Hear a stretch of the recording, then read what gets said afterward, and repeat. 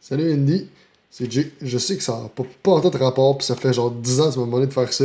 Mais là, j'ai enfin du temps pour faire le profile du Dinomist que tu m'as demandé.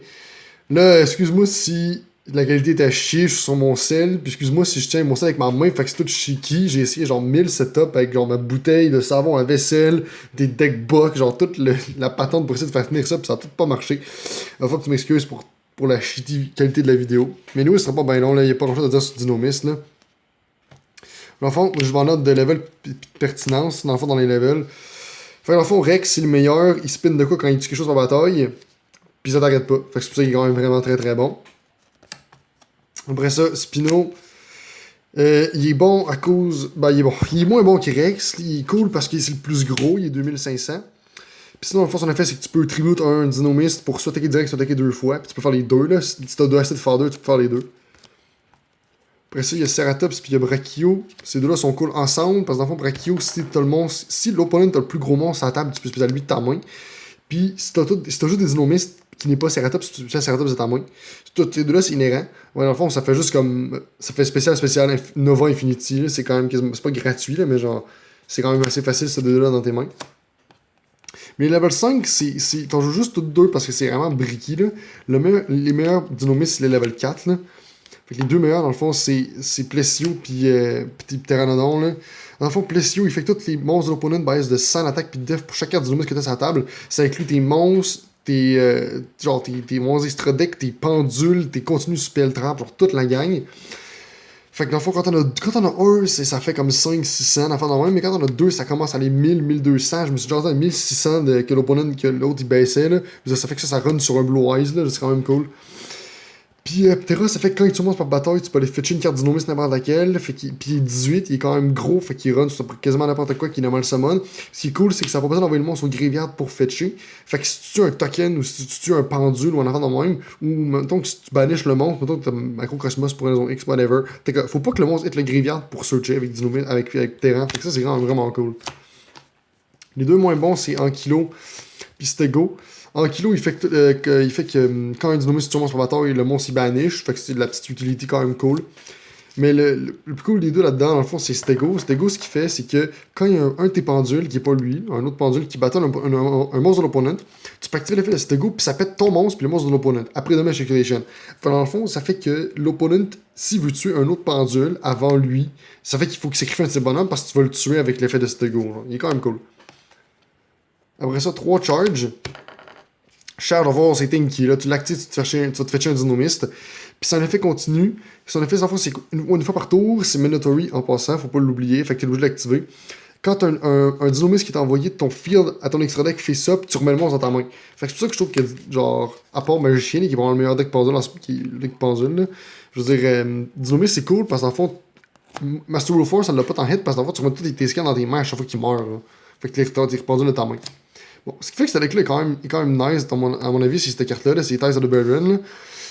Dans le fond, j'ai dit que le meilleur engine, c'était l'engine de level 4. Dans le fond, ce que tu fais, c'est que dès que tu as ça, puis n'importe quel level 4, tu fais tout le temps la même affaire, ok? À chaque fois que tu as un level 4, là, c'est tough, là, parce que j'ai juste une main, là. Mais dans le fond, tu veux tout le temps te ramasser avec ça, puis... Laisse-moi le trouver. Il est ici. Ok?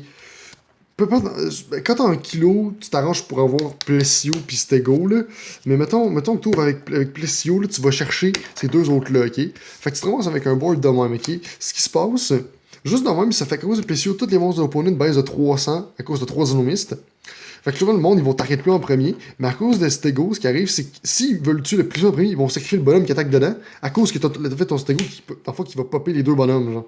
Fait que ça fait un board quand même cool, que l'opponent, c'est quand même tough à gérer, là, faut qu'il tue ça en premier, mais ça fait que son monstre est plus gros, il est plus petit à cause de lui, puis lui, il a quand même 18 de fesses, fait qu'il est quand même fat, là.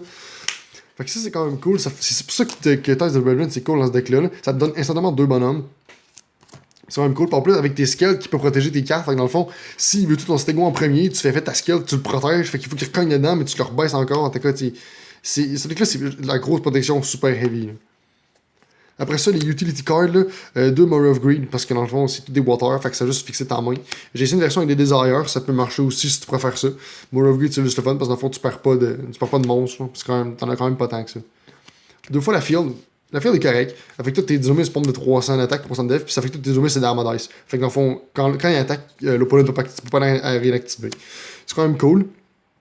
Dans le fond, si, mettons, tu peux comme, pas sharker l'opponent, mais mettons que t'as ça, puis que tu fais, mettons, qu'il passe en battle face, puis le gars il fait qu'il n'y a pas de réponse, il s'attaque, puis le gars il fait genre, ok, chain, mettons ma trappe de magicien pour péter les deux cartes, tu fais, tu peux pas, j'ai attaqué, tu peux rien activer, puis là, tu fais non, fuck you, j'ai dit que t'attaquais.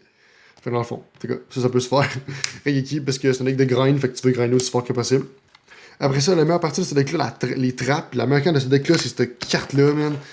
Cette carte-là, c'est fucking insane, c'est genre un +3. Howling, comment ça marche? C'est que c'est une continue trappe, t'actives ça. Ça fait que, en fond, ça dit que tu vas prendre 2 scales et tu les mets dans tes scales. Ça active pas les scales, fait que tu passes par-dessus anti-spell fragrance, ça fait que ça passe par-dessus H, ça passe par-dessus Mystique, y'a rien qui arrête ça à part MST, là. Genre, y'a rien qui arrête ça à part MST, là, c'est tellement flou, cette carte-là. T'actives ça reste à table, tu te mets 2 scales, c'est un flux +3. Puis après ça, si on a fait sa table, c'est que, once per turn, tu peux tribuer ton Dinomis, puis compulse un bonhomme. Genre, c'est tellement bon, là. C'est tellement la meilleure carte de ce deck-là, tu peux l'avoir tout le temps.